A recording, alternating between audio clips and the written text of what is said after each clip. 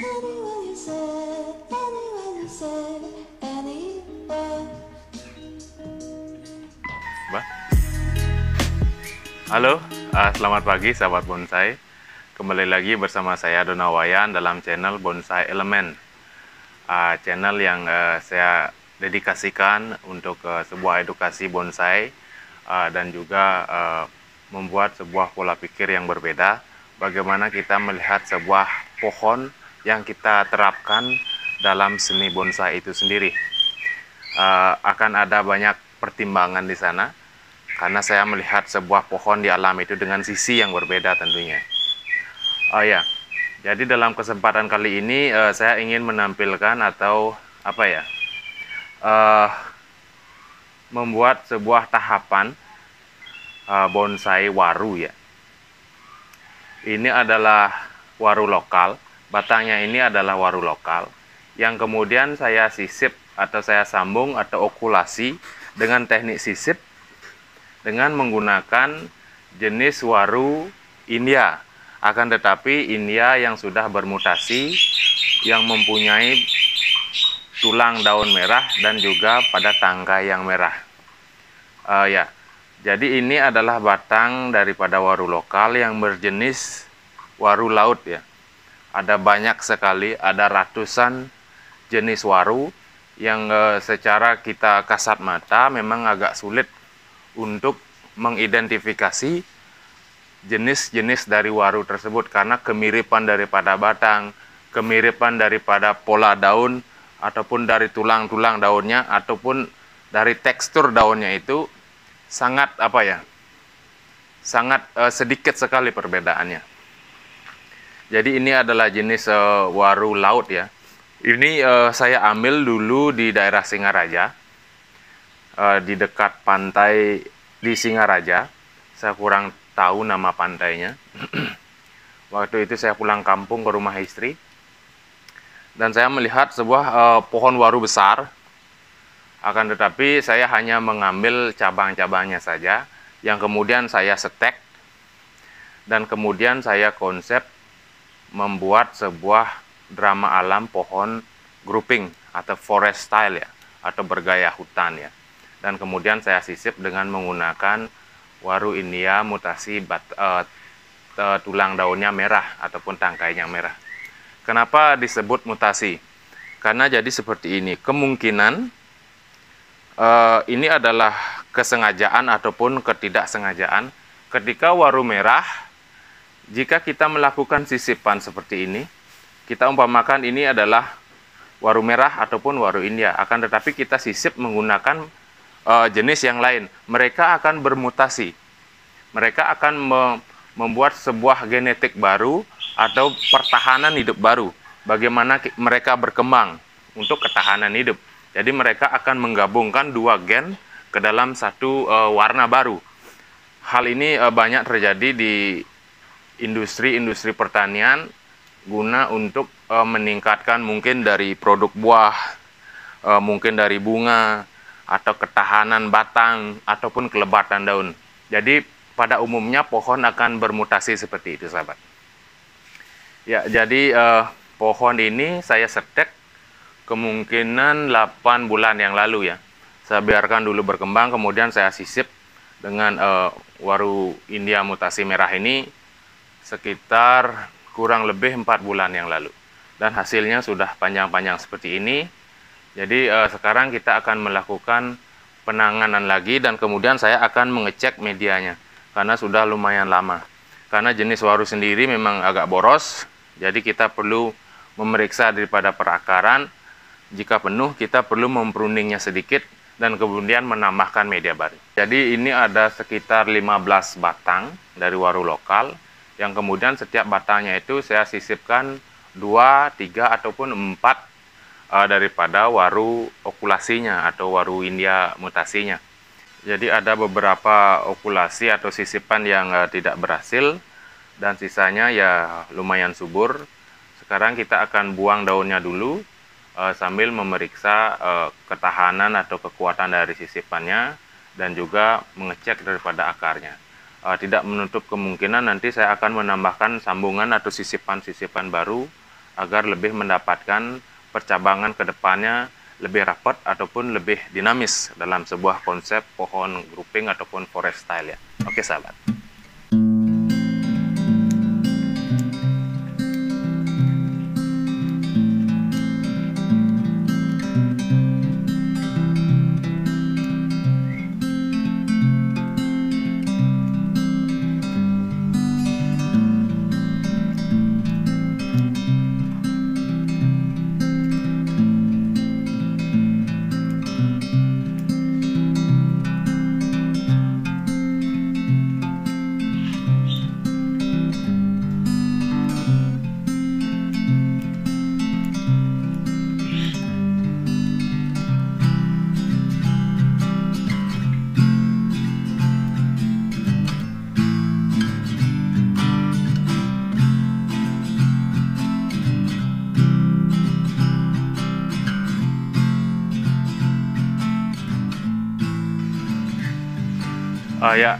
Jadi para sahabat, saya sudah membuang daripada daunnya. Sekarang kita bisa lihat kenapa saya melakukan okulasi pada waru lokal atau batang waru lokal, walaupun saya ambilnya dulu adalah cabang di pohon besar. Ya, jadi bertujuan untuk mendapatkan kesan ketuaannya nanti. Kalau kita menggunakan waru lokal yang murni bisa saja, akan tetapi kita akan mendapatkan kendala nantinya pada perantingan dan juga pada kerapatan. Tetapi karakter tuanya kita dapat. Dan juga kalau kita menggunakan yang ori, yang import, baik waru Taiwan, waru Thailand, ataupun waru India, waru Brasil, waru Jepang mungkin, mereka akan mendapatkan kerapatan dan perantingan yang baik ke depannya, akan tetapi sulit mendapatkan karakter tuanya. Walaupun sebesar ini, mungkin sebesar ember, mereka batang utamanya ataupun percabangannya nanti masih akan terlihat muda dan halus. Itu kembali dari karakter tingkat pertumbuhan mereka. Waru impor memang pertumbuhannya lebih cepat, makanya mereka mendapatkan batang yang lebih halus dan lebih mulus. Upaya pobonsai biasanya mereka akan membuat guratan ataupun torehan-torehan yang nantinya akan membengkak bahkan sembuh dan membuat sebuah alur irama ketuaan nantinya. Akan tetapi pada waru lokal pada umumnya walaupun hanya ukuran sebegini di alam ataupun tertancap di pekarangan rumah ataupun di kebun-kebun sekitar, mereka sudah mendapatkan kerak ataupun karakter batang yang tua. Jadi membuat sebuah gabungan seperti ini, kita mendapatkan karakter tuanya, dan juga kedepannya kita mendapatkan perantingan ataupun percabangan yang lebih rapat sampai mungkin ke cucu rantingnya nanti. Oke sahabat, jadi itu tujuan saya mengokulasi waru lokal dengan waru import. Ya, jadi seperti yang saya bilang tadi, genetik daripada waru ini tentu saja bisa berubah ke depannya, baik daripada warna daun ataupun sebagainya. Jadi itu adalah sifat alami tumbuhan di alam. Jangankan berbeda negara, berbeda pulau pun mereka bisa berubah. Seperti jenis santigi, ada yang pasir, ada yang karang. Jadi tergantung dari habitat tumbuh mereka, mereka akan merubah diri mereka ke hal-hal yang membuat ataupun bisa membuat mereka bertahan hidup. Wahong laut, wahong gunung, pada prinsipnya mungkin mereka sama, akan tetapi habitat tumbuhnya yang membuat mereka berbeda, dan kemudian melakukan perubahan genetika untuk ketahanan hidup. Ya, sekarang kita akan bongkar ekstensinya. Pada saat melakukan penanaman, saya juga menambahkan batu karang gunung sebagai simulasi atau membuat sebuah drama alam pohon ini hidup dalam kekerasan bebatuan ataupun di tebing. Sembari juga untuk memegang batang-batang ini ke batu untuk memperkuat ataupun memperkokoh. Dengan harapan saya, akarnya akan mencengkeram batu-batu tersebut dan membuat sebuah drama alam yang lebih dramatis ke depannya. Oke sahabat, kita lanjut.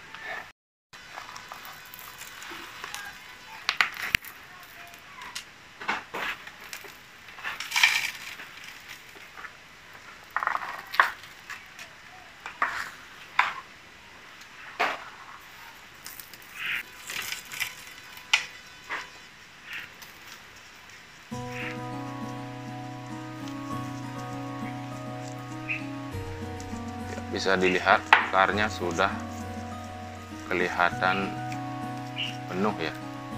Jadi saya harapkan akar-akar ini yang akan nantinya mencengkeram daripada bebatuan ini.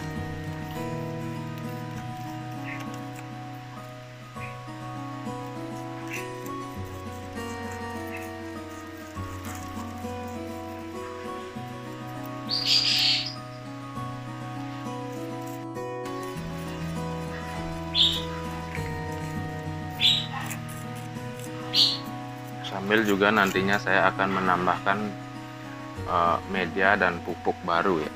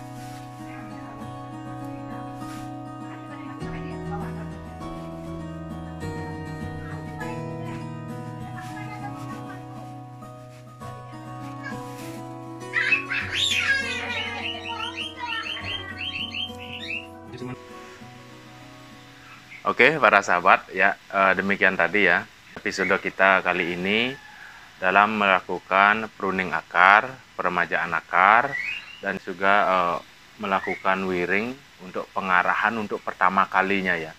Jadi saya startnya 4 bulan yang lalu melakukan sisip seukuran begini. Saya lepaskan begitu saja agar sisipannya lebih kuat pada saat melakukan wiringnya tadi. Biasanya kalau rentan waktunya terlalu singkat saat kita melakukan penekukan, takutnya di sini bisa sobek dan sisipan bisa ngedrop. Dan juga saat pemotongan waru diusahakan jangan terlalu mepet dengan sisipan jika kalian melakukan okulasi. Kita biarkan ada jeda sedikit, nanti ini otomatis akan mengering dan kemudian sembuh. Karena kalau kita melakukan pemotongan terlalu mepet dengan sambungan, takutnya mengering dan kemudian membuat sisipan kita atau okulasi kita ini menjadi ngedrop. Jadi kita harus mengulangnya kembali. Jadi untuk mengurangi hal seperti itu, usahakan memotongnya agar ada jeda seperti ini. Kita biarkan, nanti dia akan otomatis mengering dengan sendirinya. Saat itulah kita bersihkan kembali keringan yang itu. Kemudian kambiumnya akan otomatis menutup dan membuat sebuah bengkakan. Nah, contohnya seperti ini. Jadi kita bersihkan nanti. Nah, jadi seperti ini. Dan juga kesan alamnya juga lebih dapat. Ya, saya akan kembali meletakkan ke tempatnya semula. Mungkin saya teduhkan mungkin sekitar 5 hari. Dan nanti jika diperlukan saya akan kembali menambahkan extension. Jadi saya membuat gerakan seperti pohon di hutan yang juga menggabungkan dengan gaya wind swipe ya. Karena melihat dari gerakan batang-batang ini condong ke arah kiri, dari kanan ke kiri. Jadi saya menggabungkan sedikit gerakan tertiup angin. Akan tetapi tidak menutup kemungkinan kedepannya konsepnya bisa berubah. Ketika ada pecahan-pecahan anak cabang, kita bisa membuat setiap cabang ini mempunyai mahkotanya sendiri-sendiri, ataupun mahkota yang tunggal di sini, yang lain mengikuti irama dari mahkota yang tunggal. Kita lihat saja nanti bagaimana pohon ini akan mencari jati dirinya. Oke sahabat, jadi cukup sekian episode kita kali ini, sedikit pembelajaran tentang jenis waru. Jadi buat kalian yang tidak mempunyai atau mampu membeli bahan-bahan super itu tidak masalah. Kita bisa mendapatkan di alam, tentu saja kita harus memikirkan kelestarian alam itu juga sendiri. Jadi saya hanya mengambil cabang dari waru itu, saya tidak mendongkelnya, guna kelestarian dari alam itu sendiri. Oke sahabat, ikuti terus channel Bonsai Elemen bersama saya Donawayan.